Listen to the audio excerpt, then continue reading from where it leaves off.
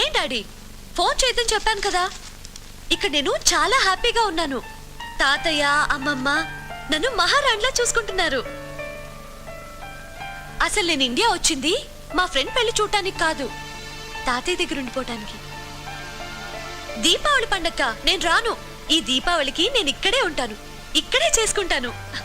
అసలు తాతయ్య దగ్గరుంటే నాకు రోజు దీపావళే.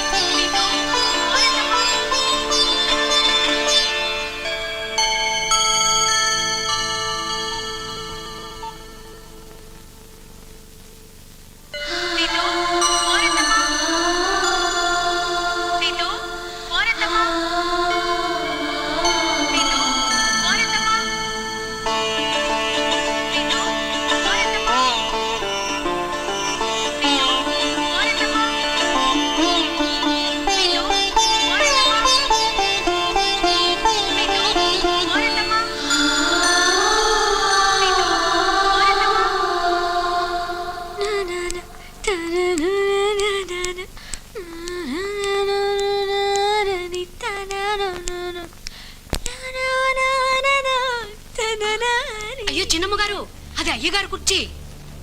వాట్? అది అయ్యగారు కుర్చీ. ఆయన చూస్తే నిన్ను కోపడతారమ్మా.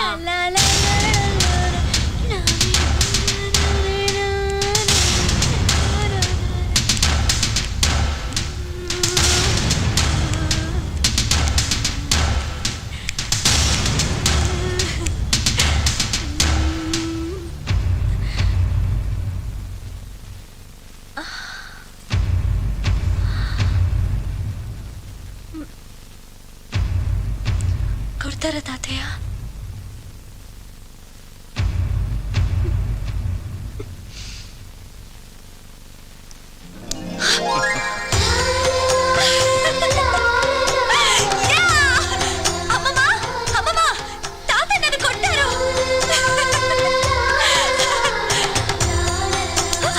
ఏంటి పండు కోసేద్దామనే? నీకు తెలీదేమో, ఈ ఇంట్లో పండిన మొదటి పండు మనమే తినాలమ్మా. అది నేను రాకముందమ్మా. ఏ చెప్పేది నీకే. సింహాద్రి, అయ్యా ఆ పండు కొయ్యి. అలాగేనయ్యా.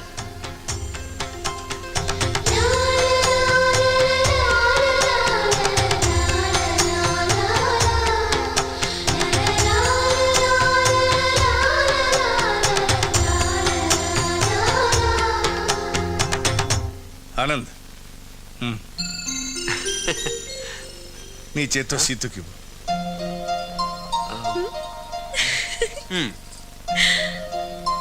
అందులో సగం వాడికి.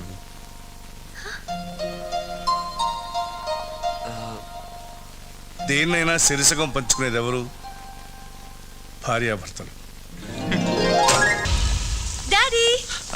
సీతు, ఆనంద్, ఏంటి ఇలా వచ్చారు? అంకుల్ గుడ్ న్యూస్ కాదు, గ్రేట్ న్యూస్. వెంకయ్య అమ్మా రా, తినమ్మా. ఇదిగమ్మా, తిను తిను. తాతయ్య మా ఇద్దరు పెళ్లికి ఒప్పుకున్నా డాడీ. రియల్లీ? అవును అంకుల్. ఎన్నాళ్ళకి మీ మొహంలో నవ్వు చూసావమ్మా. ఎక్కడ పోగొట్టుకుంటే అక్కడే వెతుక్కోమన్నారు పెద్దలు. ఏ ఇంట్లో మీ అమ్మ ప్రేమను పోగొట్టుకుందో ఆ ఇంట్లోనే నువ్వు ప్రేమను సంపాదించుకున్నావు. నా కూతురు పెళ్లినాడు ఈ ఇంటి నుంచి వెళ్ళిపోయిన ఆనందం మళ్ళీ ఈ పెళ్లితో తిరిగి వస్తుంది. నాకు అంతకంటే ఆనందంగా ఉంది అంకుల్. దూరం అయిన మన రెండు కుటుంబాలు దగ్గర అవ్వాలంటే ఎవరో ఒకరు నడక ప్రారంభించాలన్నాను. ప్రారంభించాం. ఇక మన మధ్య మిగిలింది 7 అడుగుల దూరం మాత్రమే. ఏమిటి శాస్త్రి గారు, 6 మాసాల నుంచి ముహూర్తాలున్నాయి, కొడుక్కి పెళ్లి చేయండి అని తొందర పెట్టారు. తీరా ముహూర్తాలు పెట్టమనేసరికి పంచాంగం తెగ తిరగేస్తున్నారు. ఏమైనా అయ్యో ఎంత మాట. ఎక్కడైనా సంభావన కోసం కక్కుర్తి పడతానేమో గాని తమ దగ్గర ఎందుకండి? అడగకుండానే ఇచ్చేటువంటి మహానుభావులు. తాతయ్య, ఏమిటమ్మా? అందరం ఉన్నాం ఇక్కడ. మా నాన్న కూడా ఉంటే బాగుంటుంది. ఫోన్ చేసి పిలవనా? నువ్వు మీ నాన్నతో గొడవపడి వచ్చేసానన్నావు. ఉత్తిదే తాతయ్య. అలా చెప్తే గాని మీరింట్లోకి రానివ్వరని అబద్ధం చెప్పారు. మా నాన్న ఇక్కడే జాబ్ చేస్తున్నారు. రోజు ఇక్కడేం జరుగుతోందో క్రికెట్ కామెంటరీ లాగా మా నాన్నకి చెప్తూనే ఉన్నా. మా నాన్న చాలా మంచివారు తాతయ్య. ప్రసాద్ చాలా మంచివాడు నాన్న.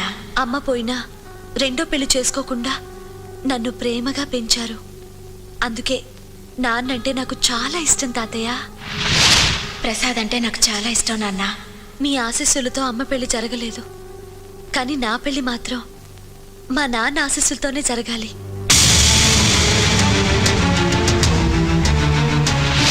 నాకు తెలియకుండా నా పెళ్ళెందుకు నిశ్చయం చేశాను?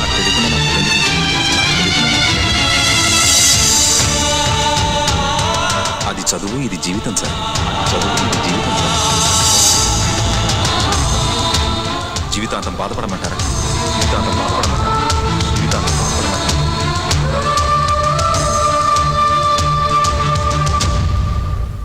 నువ్వు చెప్పిందే నిజం. నీ పెళ్లి మీ అమ్మ పెళ్లిలా జరగకూడదు. ముహూర్తాలు పెట్టేటప్పుడు ఆడపిల్ల పుట్టింట్లో ఉండడమే ధర్మం. నువ్వు వెళ్ళు. చూసావా? ఓ భయపడిపోయావు. నేను నాన్న దగ్గరికి వెళ్తున్నాను. ముహూర్తాలు పెట్టగానే ఫోన్ చేయి. ఓకే, వస్తానండి. శుభం. థ్యాంక్ యూ తాతయ్య. చూసారా, మొబ్బులు కమ్మినట్టే కమ్మి విడిపోయాయి. ఇక కార్యక్రమం ఆరంభిద్దామా? ఈ పెళ్లి జరగదు శాస్త్రి గారు. రాఘవయ్య గారు ముహూర్తం పెట్టేశారండి. అది దుర్ముహూర్తం అయి ఉంటుంది.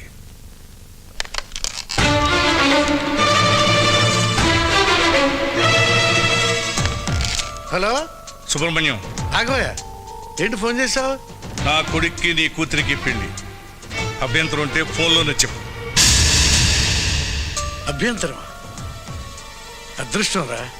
రేపే నిశ్చితార్థం. ఏమండి? ఆ, అయ్యా, తమరు తొందరపడుతున్నట్టున్నారు. లేదు, చాలా ఆలస్యంగా తెలుసుకున్నాను. నేను నా కూతుర్ని తప్పుగా పెంచాను. అందుకే అది నన్ను కాదని వెళ్ళిపోయింది. వాడి కూతుర్ని పద్ధతిగా పెంచాడు. అందుకే వాడు ఆశీర్వాదం లేకుండా పెళ్లి చేసుకున్నాను. నేను ఒకసారి ఓడిపోయాను, మళ్ళీ ఓడిపోకూడదు.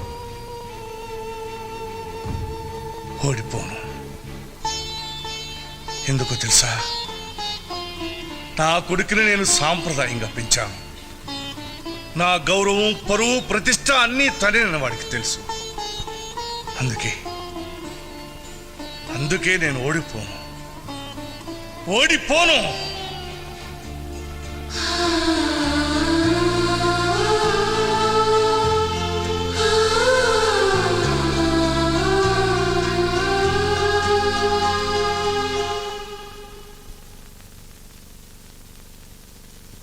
ఇంకా ఎందుకు ఆలోచిస్తున్నావు? వెళ్ళిపోరా. ఈ ఇంట్లో ఆయన మాటకి ఎదురులేదు, ఆయన నిర్ణయానికి తిరుగులేదు. మాటన్నా చెప్పకుండా నా కూతురు వెళ్ళిపోయింది. మాయలో పడి నా మనవరాలు వెళ్ళిపోయింది. మాట కట్టుబడి నువ్వు ఇక్కడే ఉంటే నువ్వు పోగొట్టుకునేది నీ ప్రేమని. కట్టుకున్నదాని కాబట్టి నేను భరించక తప్పదు. వెళ్ళిపోరా. సీతుని పెళ్లి చేసుకో. ఇందులో నాన్నగారు చేసింది ఏముందమ్మా? నేను సీతుని ప్రేమించడం తప్పు కాకపోవచ్చు, కానీ ఆ విషయం నాన్నగారితో చెప్పకపోవడం తప్పే కదమ్మా. తప్పే కదా అని నువ్వు మాట్లాడకుండా ఊరుకుని ఇష్టం లేని అమ్మాయిని పెళ్లి చేసుకుంటే అది మరో తప్పు అవుతుంది. అప్పుడు ఈ ఇంటి సమస్య ఇంకో ఇంటి సమస్య అవుతుంది. నా మాట విని వెళ్ళిపోరా. పోతమ్మా, నాన్నగారు తన మనసుకైన గాయానికి నన్ను మందులా తెచ్చుకున్నారు. మందులా ఉపయోగపడకపోయినా పర్లేదు, కానీ విషంగా మాత్రం మారకూడదు. వద్దమ్మా.